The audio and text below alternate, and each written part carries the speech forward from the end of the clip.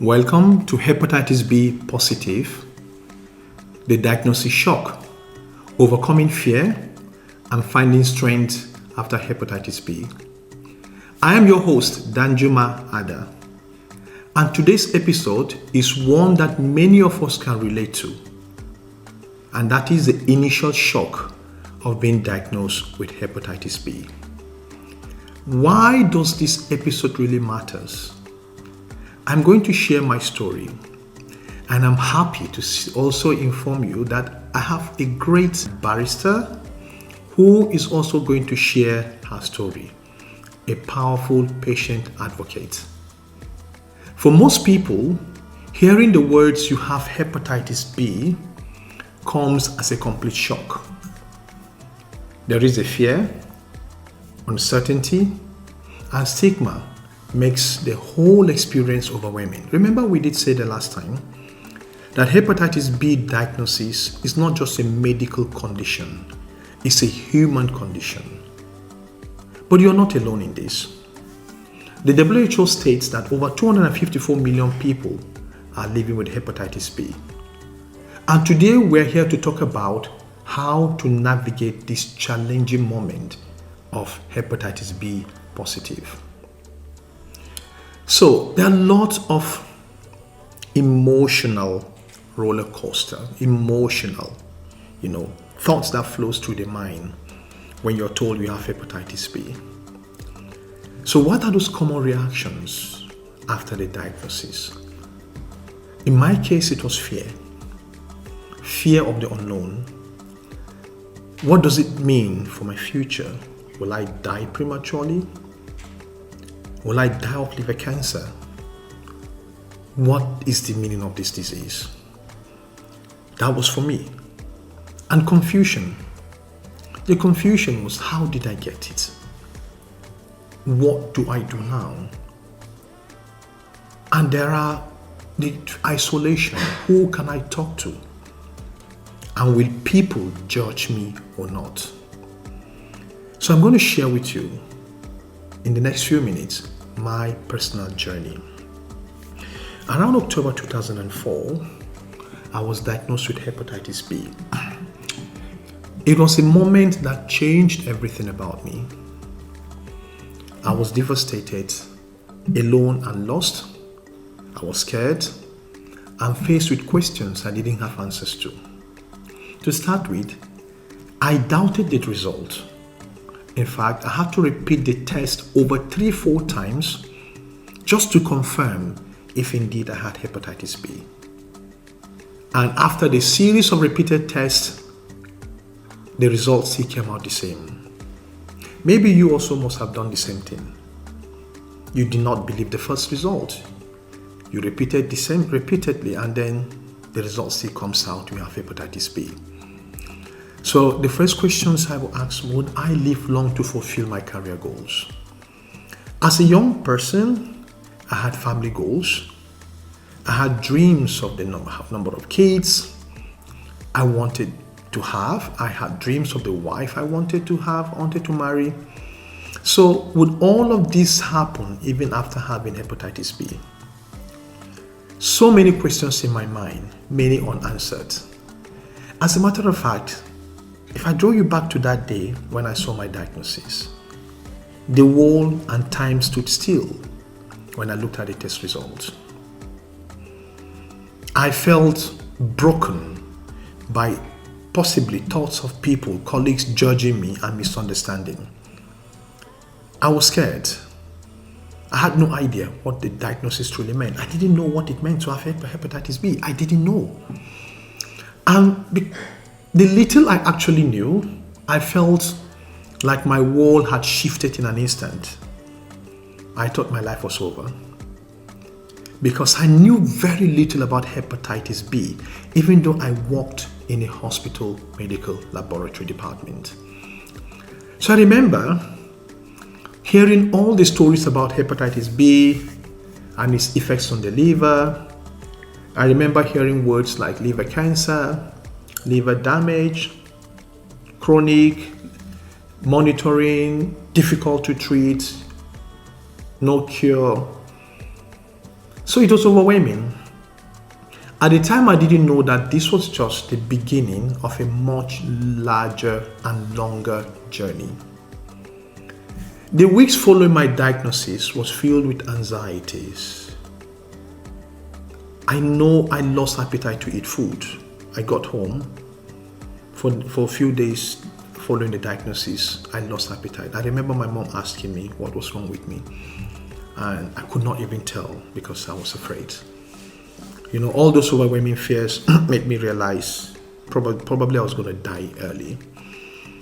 So out of those anxieties and fears, I was searching for questions and solutions for my hepatitis B diagnosis. And some of those searches took me to Google, some of those searches took me to medical dictionaries, some of those searches took me to a lot of websites. And some of those solutions included alternative cure, herbal remedies. So some of the questions, solutions, or answers I got were more confusing. You see multiple information on websites that confused me the more. From some that said hepatitis is treatable, curable, some that said with herbal medication they could cure me. So many information out there. I remember seeing flyers even in the little community where I live in Jalingo. I remember seeing hepatitis curable, all sort of information, right?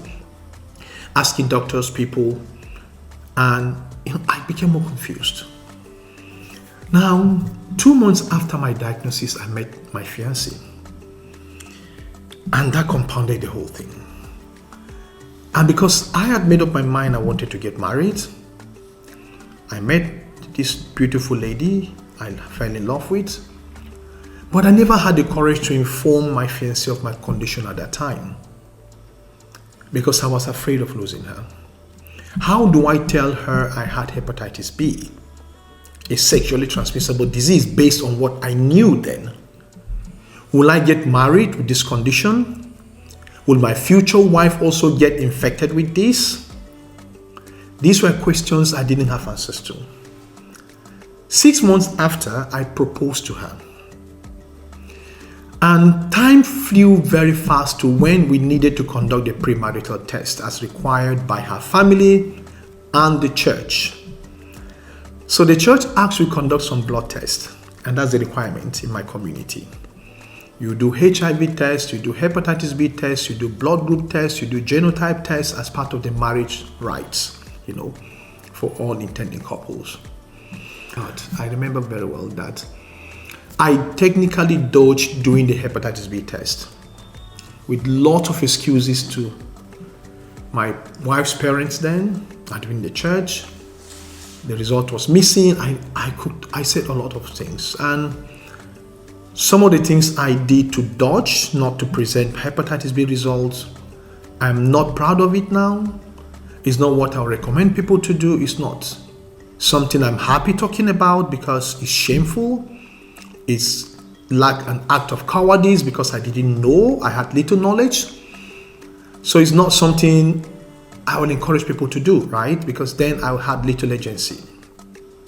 But I was so picked with guilt and I felt I needed really to tell her. So finally I summoned the courage to tell her after several weeks of delaying. And well, we did her marriage. She had her test. She was hepatitis B negative, and she was vaccinated.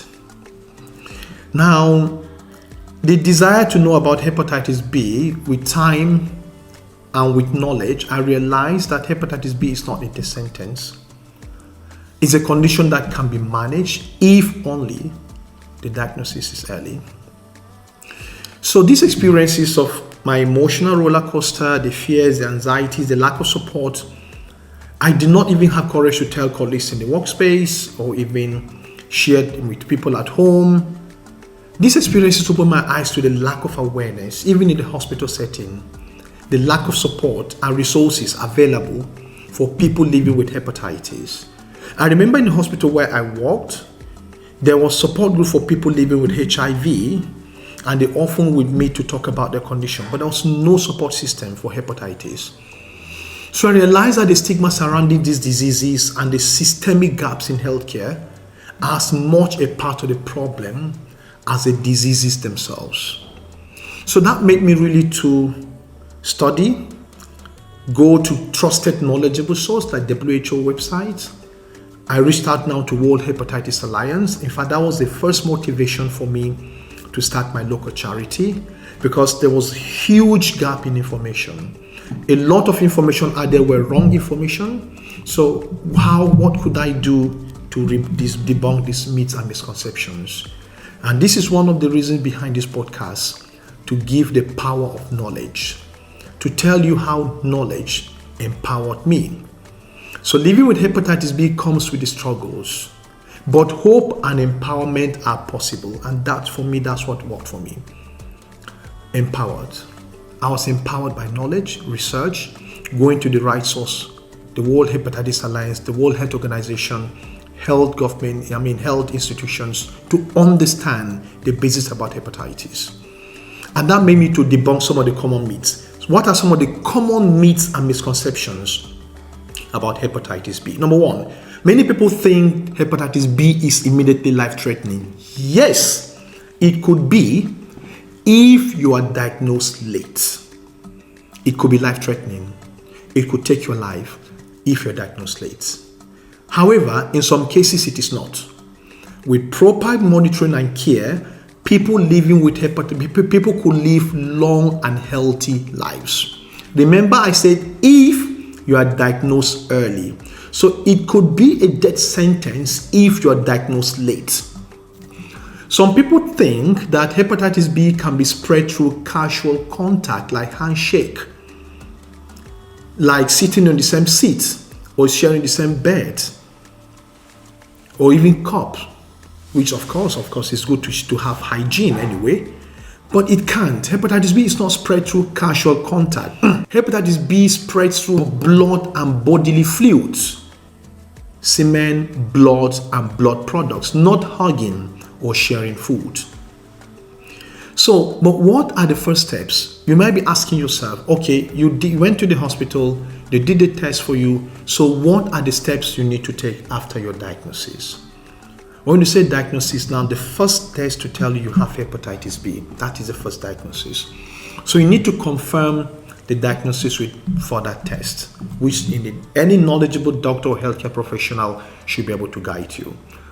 You need to find a doctor specializing or knowledgeable clinician or hospitals that have experience in managing hepatitis. But one thing I will tell you is that you need to avoid panic. The panic is what drives people to go to herbal, unethical, unverified treatment, and that compounds their problem.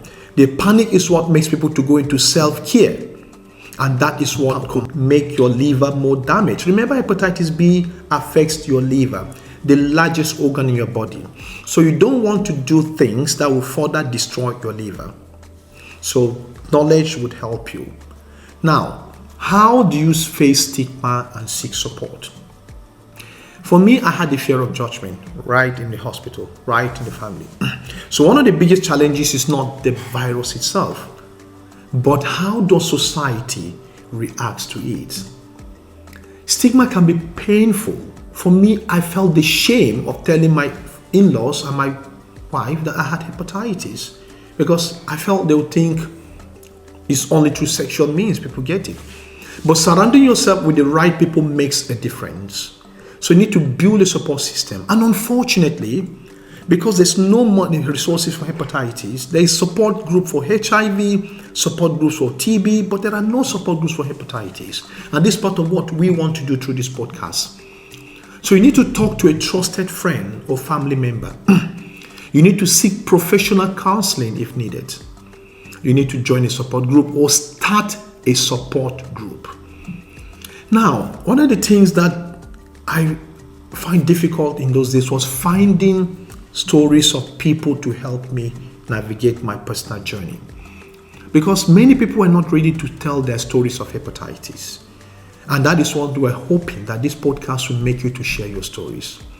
And remember when you told you the first time that we want to bring people that are happy to share their stories. And I'm super excited that today we have right here with me someone that will share her personal story. First of all, overcoming the shock.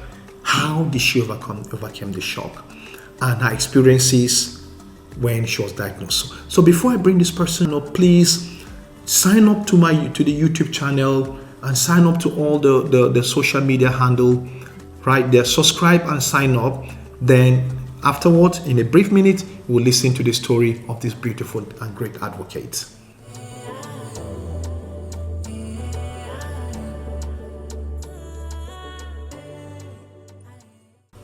So on this podcast today, I have a very influential advocate for hepatitis B. Why I'm super excited to have you, Barrister, is that we find it very difficult to have people talk about their hepatitis B condition. I remember at one of the summits we wanted to have, we're looking for people to share their stories, but we barely had people that were ready to talk about the hepatitis B condition. Stigma, fear, shame, all sorts of things. So thank you for joining us, and thank you for being so benevolent to share your personal story. So I'll start with, what was the shock of the diagnosis and how did you overcome the shock? But first of all, please introduce yourself so that the listener out there will know who you are. Thank you. Thank you very much for having me. It's an honor to share my story to help someone dealing with diagnosis shock like I did, and fighting stigma like I have been doing. My name is Gloria Sonny Natinge. I am a legal practitioner, human rights lawyer. My work is focused on gender and public health. So I chose this path in my career because of my own personal experiences and the experiences of my loved ones. And I would say that I was first diagnosed with hepatitis B in 2009. And it all came unexpectedly because I was at the university studying. I wasn't thinking about hepatitis.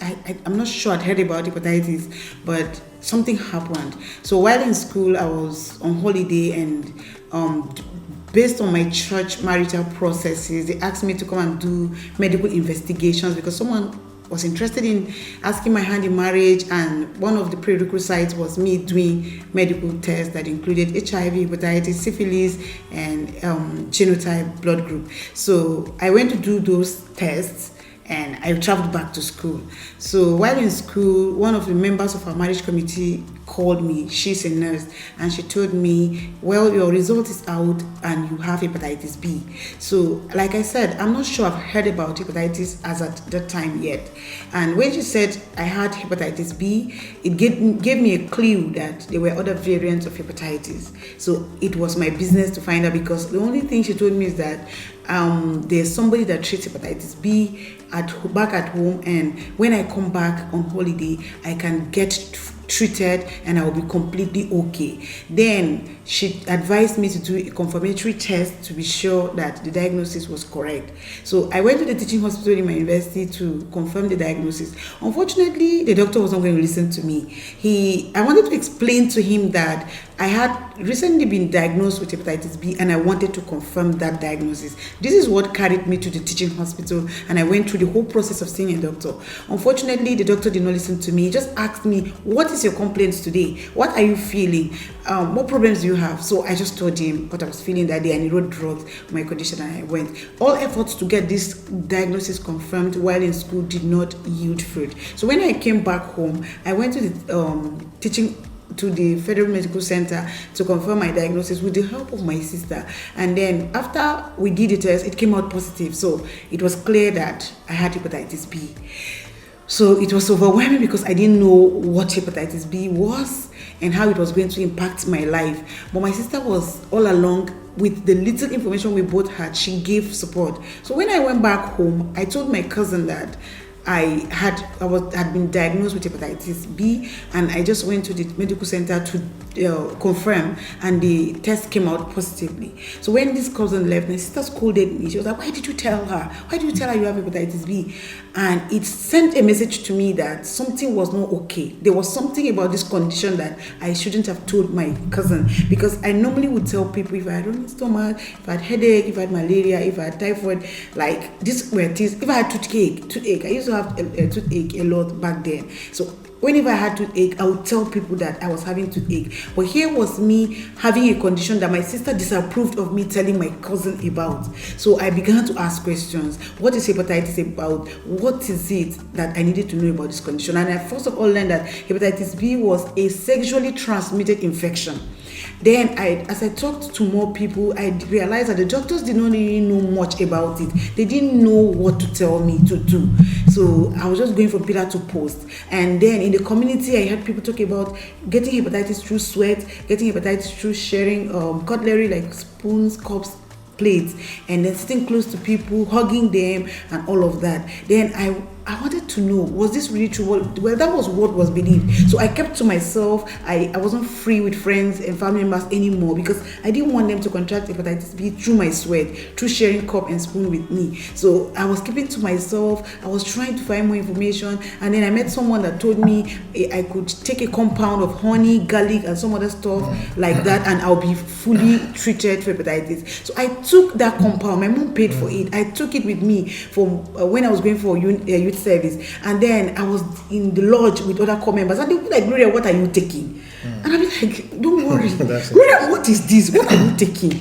I will not be able to explain. I was so ashamed. I couldn't tell them that this was a supposed treatment for my hepatitis B condition. So I took that compound for about a year, and I came back. My hepatitis B condition had not disappeared. I couldn't tell my core member friends that were in the same lodge with about this condition. I continued struggling, trying to find answers. It was when I got married to my husband that he's a medical doctor, and he was interested in giving me correct information, helping me to access more information, giving me support, and helping me to access care, that I got proper information about the route of transmission, the proper way to manage the condition, how to know when one is eligible for treatment, and then the routine investigations to do, and so that you can be sure that you're not developing cirrhosis or cancer and so on. So when I got information, I now realized that hepatitis is not really transmitted through sweat, through casual contact, through plates, cups, and spoons. I learned that people are not so sexual transmission of hepatitis B is not as much as people thought, that hepatitis B is mostly transmitted from mother to child during childbirth.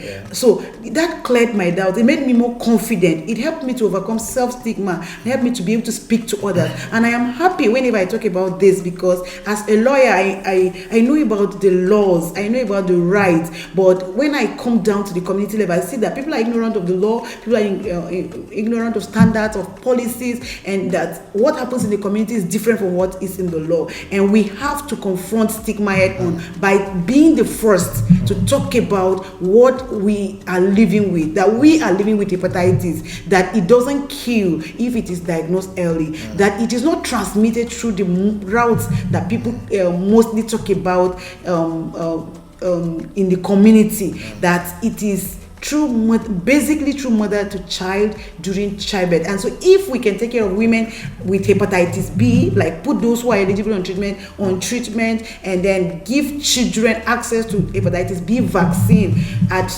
within 24 hours of birth, and all the other processes that are recommended for pregnant women, for newly born babies, that we can have children being born without hepatitis B, and all our fears in the communities can be assuaged. Thank you, Barrister.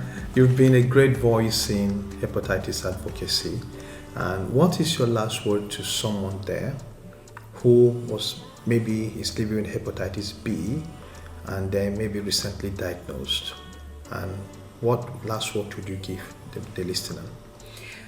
Okay, I would say that it is a shocking diagnosis, and you have to go through the process of shock.